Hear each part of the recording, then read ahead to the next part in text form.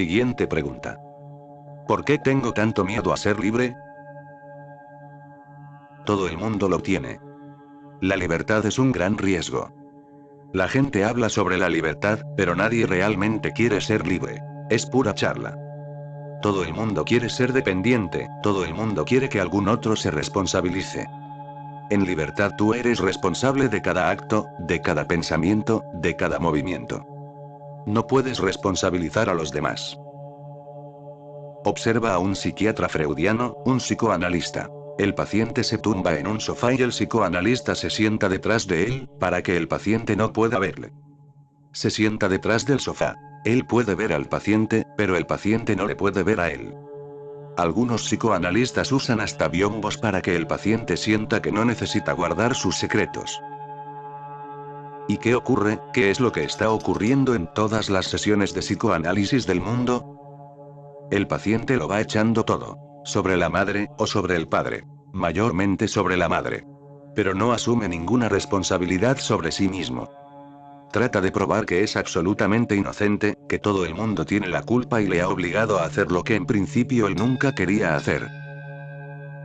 Quizás haya alguna verdad en ello, ocurre así. Las madres obligan a sus hijos, las madres tratan de que sus hijas sean auténticas damas. Damas inglesas. Americanas no sería suficiente. De hecho, en América la figura de la dama ha desaparecido. En California solo hay mujeres, no damas. El padre trata de hacer de su hijo un verdadero hombre, un caballero. Así que algo de verdad habrá. Pero cuando eres adulto y contemplas toda la escena, lo que ha ocurrido, podrías simplemente dejarlo a un lado. Sencillamente así. Pero tú no quieres, porque entonces serías responsable. Si ahora haces algo equivocado, siempre puedes encontrar otro responsable. Todo el mundo tiene miedo a la libertad. Por eso en todo el mundo hay tantos niveles de esclavitud en uno mismo.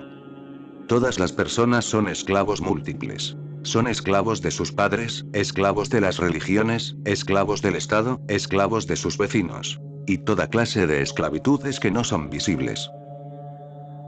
Cuando yo estudiaba en la universidad, tuve un compañero de habitación conmigo durante un año, y nunca creí que él tuviera ningún problema con el habla. Un día vino a verle su padre y comenzó a tartamudear. Esto me sorprendió y le pregunté, ¿qué te pasa? Has estado tartamudeando desde que tu padre llegó, ya no hablas como hablabas antes. Desde mi infancia él me ha estado enseñando cómo hablar, qué decir y qué no decir, con quién y cuándo hablar, dijo él. Me ha confundido tanto que he perdido mi propia sensibilidad y he llegado a tartamudear. Yo también me sorprendí cuando llegué a la universidad. Al dejar mi casa, el tartamudeo me desapareció. Y siempre que regreso a mi casa, a mi familia y a mi pueblo, el tartamudeo empieza de nuevo. ¿Y cuando vas al templo y rezas al Padre Dios, qué ocurre? Le pregunté. Ocurre lo mismo, empiezo a tartamudear. La sola palabra padre es suficiente. Cualquier figura paterna, contestó él. Una vez le llamó el subdirector de la universidad para algo y yo fui con él. ¿Por qué vienes conmigo? Me preguntó. No te preocupes. Me quedaré fuera esperándote, le dije yo. Pero no necesitas venir, comentó él. Te lo explicaré más tarde, dije yo. Y en el despacho del subdirector, tartamudeaba. Tuve que entrar sin pedir permiso. Ambos se sorprendieron. Él por qué tartamudeaba. El subdirector también. ¿No sabes que tienes que pedir permiso? Estoy hablando con alguien. La situación es tal que he tenido que entrar de repente, expliqué. He querido sorprenderle tartamudeando ante usted por dos razones. Quiero dejarle bien claro que no le pasa nada. Que cualquier figura paterna, cualquier figura autoritaria causa su tartamudeo. Y usted es la autoridad más elevada en la universidad, así que también quería que usted lo supiese. Por favor póngase a nivel, no haga que los estudiantes tengan que tartamudear. Usted no es el gran padre de nadie. Por eso he tenido que entrar sin llamar y de repente. Y sorprenderles a ambos desprevenidos. Usted está siendo autoritario, y eso no está bien. Usted está imponiendo algo sobre este pobre estudiante, que además ya está suficientemente cargado por su padre. Quizá tengas razón. Le estaba gritando, dijo el subdirector. Nunca volveré a hacerle eso a nadie. No quiero que mis estudiantes tartamudeen. Cuando empezó a tartamudear me sorprendió. ¿Qué le pasa? Quizás sea un defecto suyo. No es un defecto suyo, dije yo, él ha vivido conmigo durante todo el año, y no ha tartamudeado ni una sola vez. Pero cuando vino su padre, inmediatamente cambiaron las cosas. Desde entonces le he estado observando. Tartamudea en el templo cuando reza al Padre Dios. Quería ver qué ocurriría entre usted y él. Y tartamudeó. Debe ser que estaba siendo usted autoritario. No hay necesidad. Tiene usted que ser un poco más humano, más amistoso, más amable. Usted no es su padre. Mi padre es el responsable, me dijo el estudiante cuando salimos. No, tú eres un cobarde. Cada padre trata de mejorar a su hijo, porque el hijo le sustituirá tarde o temprano, repliqué yo.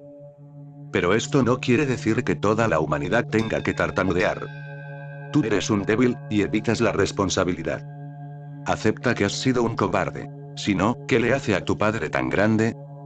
De hecho, yo le he visto, y tú eres más alto que él. Si te pelearas con él vencerías, porque él se está haciendo viejo y tú estás en tu apogeo, estás fuerte y sano. Y este hombre pequeño y anciano te hace tartamudear. Aún así, pones la responsabilidad en él. Eso es esclavitud mental. Pero a ti te alivia no ser responsable. ¿Quién te obliga a ir a la iglesia, al templo o a la sinagoga? Sí, cuando eras un niño te llevaban, pero, ¿y ahora? Aún así tú continúas con las viejas costumbres. Y si se te pide una explicación, dirás, fue mi padre quien me obligaba a ir a la sinagoga. Fue mi madre judía la que me obligó a esto y aquello. Tú no lo ves como una esclavitud, pero lo es. No has luchado contra ello. Sí, lo sé, los niños pequeños son dependientes de sus padres, y los padres abusan de esa dependencia. Ellos saben que no te puedes rebelar, que no puedes irte a ningún sitio. Ya en mi infancia deduje lo que les hace tan autoritarios. Quizás crean que no me puedo rebelar. Quizá piensen que no podré conseguir comida si no estoy con ellos, que estaré perdido en este vasto mundo sin su protección. Así que tuve que hacer todas esas cosas. Solo entonces entendieron que la autoridad no iba a funcionar conmigo. Desde el principio se lo dejé bien claro a mi padre. Una cosa es cierta. Si quieres que haga algo, por favor no me lo ordenes autoritariamente. Entonces, ¿cómo te lo tengo que decir? Preguntó él. Me lo tienes que pedir.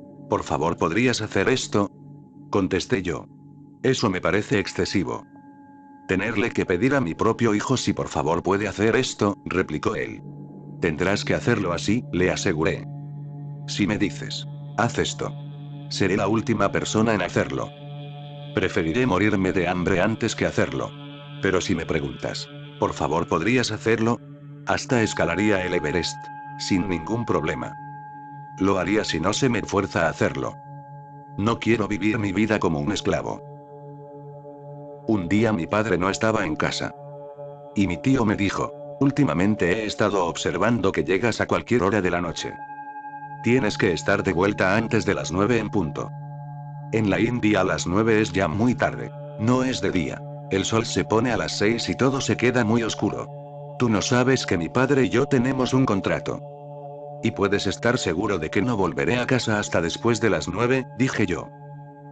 Él no tenía hijos, estaba recién casado y se puso muy gallito, de hecho la palabra india para tío es caca. Trataba de aparentar ser el hombre de la casa delante de su mujer. Dijo, te lo vuelvo a repetir.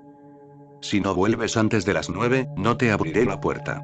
De acuerdo, le dije. Me quedaré fuera toda la noche, pero no voy a aceptar ninguna autoridad de ningún modo. Y así ocurrió. Él pensaba que en 1 o 2 horas abandonaría la idea de quedarme fuera, al frío de la noche. De hecho, se empezó a preocupar. Mi padre no estaba en el pueblo, y si me ponía enfermo o me ocurría algo. La noche era realmente fría y se iba poniendo más y más fría. Y él tampoco podía dormir esperando que yo llamara a la puerta. Finalmente, alrededor de las 12, abrió la puerta y dijo, perdóname, y entra. No me causes problemas. Yo no le estoy causando problemas a nadie. Simplemente estoy manteniéndome al margen de los problemas, contesté yo. En el colegio y en la universidad, siempre disfruté de ser travieso. Los estudiantes que no eran un poco traviesos me parecían sosos, sin vida.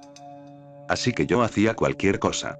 Estando en clase simplemente podría empezar a hacer lo mismo que ustedes hacen en Tarzan o Saxon. Podía comenzar a hacer OM con la boca cerrada.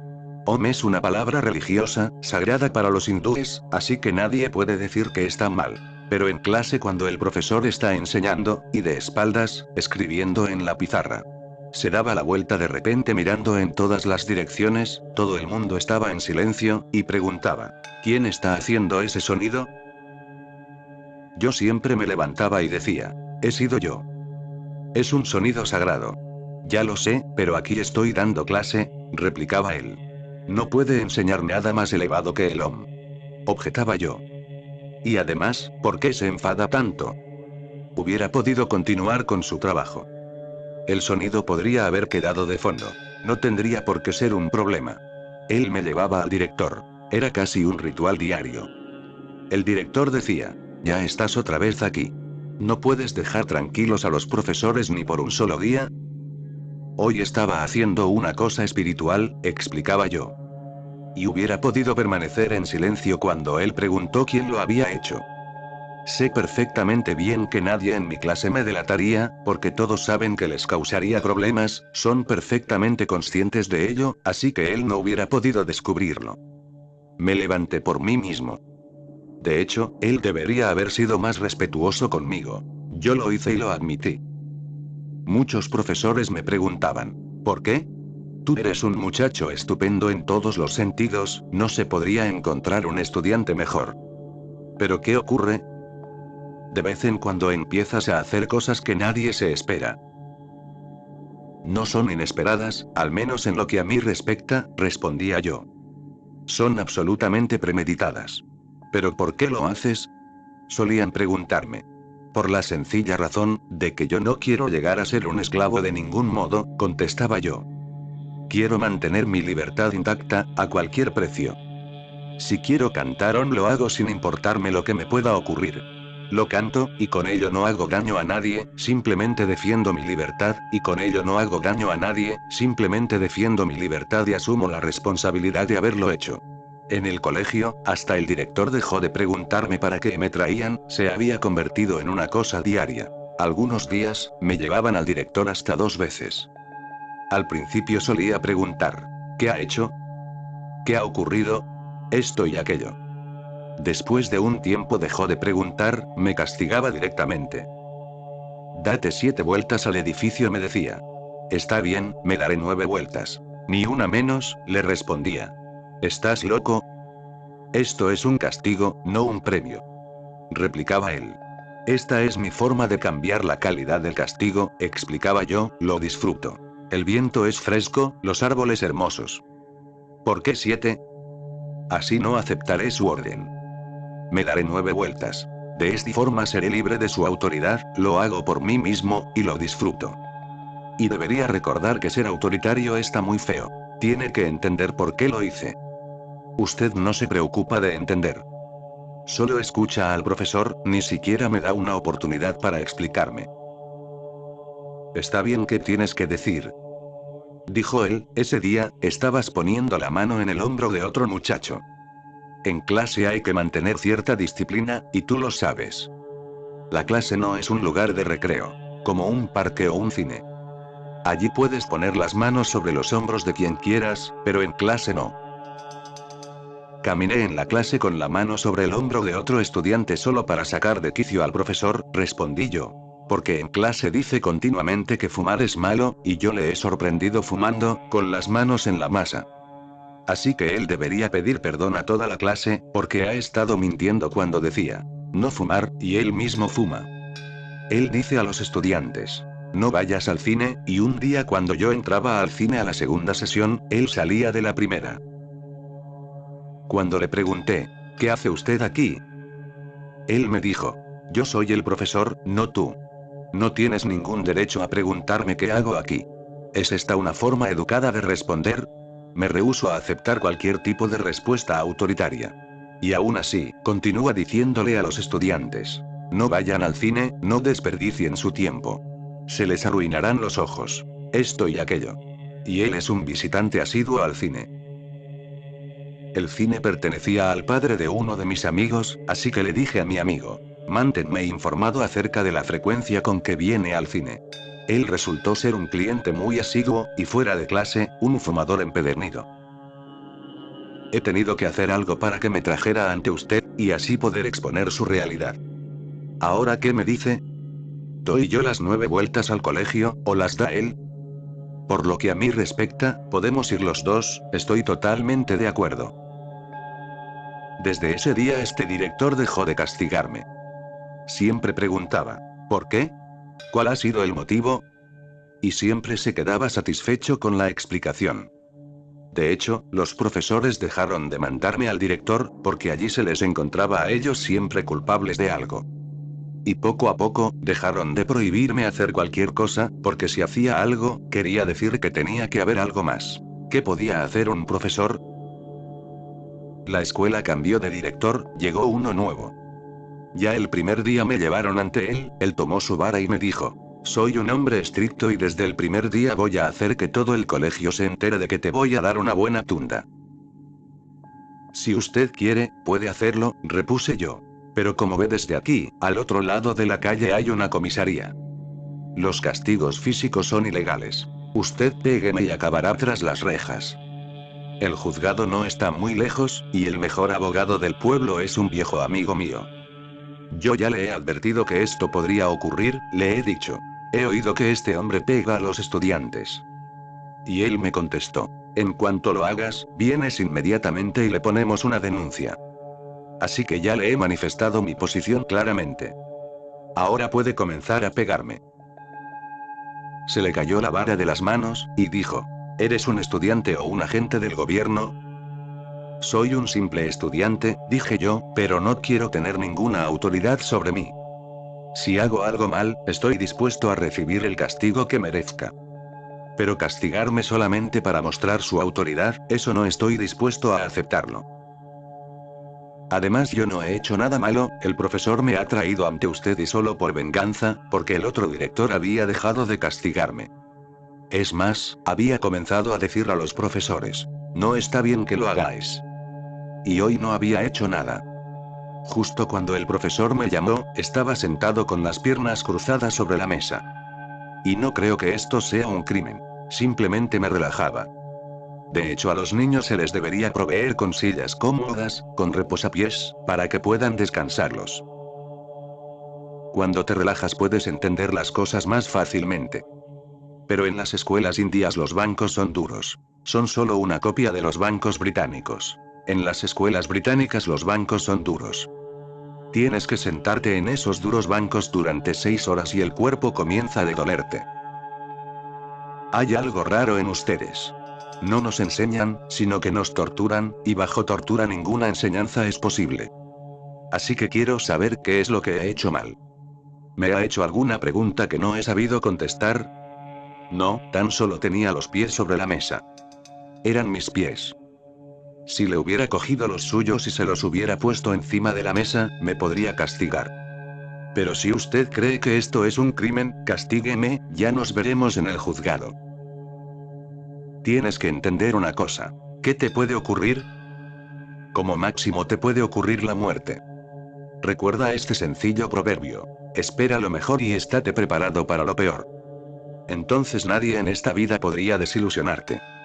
Nadie podrá esclavizarte, ni física ni psicológicamente. Un hindú es un esclavo, un cristiano es un esclavo, un maometano también lo es. Todas las religiones son esclavitudes psicológicas porque te dan el consuelo de que si las sigues, si crees, si tienes fe, no te ocurrirá nada. Te dan toda clase de estrategias para seguir siendo dependiente. Te enseñan a rezar. Rezar es simplemente mendigar. Yo no enseño oración alguna. ¿A quién ibas a rezar? Ni siquiera se lo has preguntado a la gente que te está enseñando a rezar. Al arrodillarte en el suelo de la iglesia, te estás humillando a ti mismo. Yo no estoy a favor de ninguna afirmación egoísta, pero tampoco de que ninguna humillación sea aceptada como humildad. Quiero que sean sencillos, sin ningún ego y sin ninguna falsa humildad. Claro y directo. Y la libertad es un valor enorme, quizá el más elevado de la vida. No puede perderse por nada. Aunque la muerte sea la consecuencia, preferiría aceptar la muerte que aceptar nada que vaya en contra de mi libertad. La India estuvo bajo el Imperio Británico durante casi 300 años. Toda mi familia estuvo involucrada en la lucha por la libertad. Todos estuvieron en la cárcel. Yo era muy joven, pero aún así continuamente discutía con mi padre y mis tíos. No le echen la culpa de su esclavitud a los ingleses. Un país tan grande, casi un continente, no debería ser esclavo de un país tan pequeño como Gran Bretaña. En el fondo tienen miedo de ser libres, en el fondo están dispuestos a aceptar la esclavitud. Y aún así siguen poniendo la responsabilidad sobre Gran Bretaña. Pero ya antes eran esclavos. La India ha estado bajo esclavitud durante 2000 años. Los amos han ido cambiando, pero la esclavitud ha permanecido.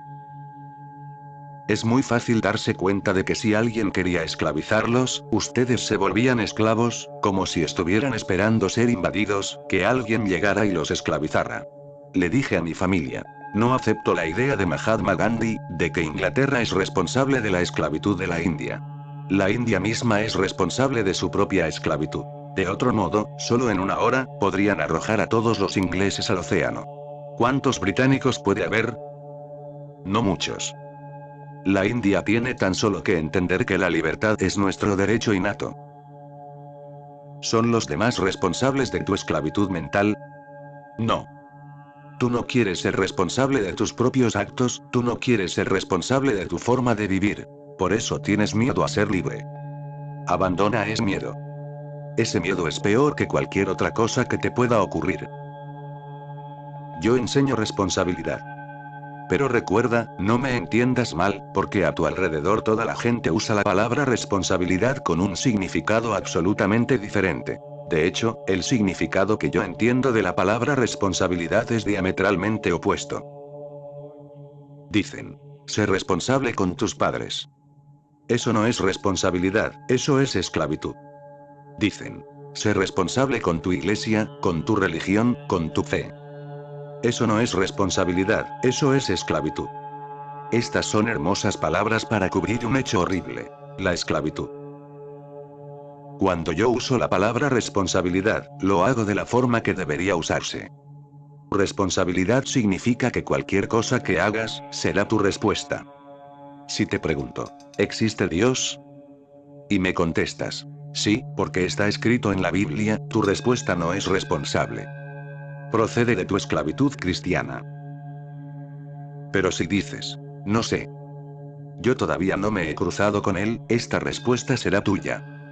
No estarás repitiendo ningún catecismo hindú, maometano, budista, cristiano o judío. No.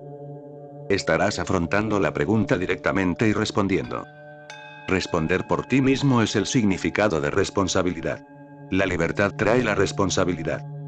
La responsabilidad te ayuda a hacerte cada vez más libre. Y solamente una persona que conoce el sabor de la libertad, que conoce la belleza de la responsabilidad, merece llamarse a sí mismo ser humano. De otra forma, serán solo camellos y nada más.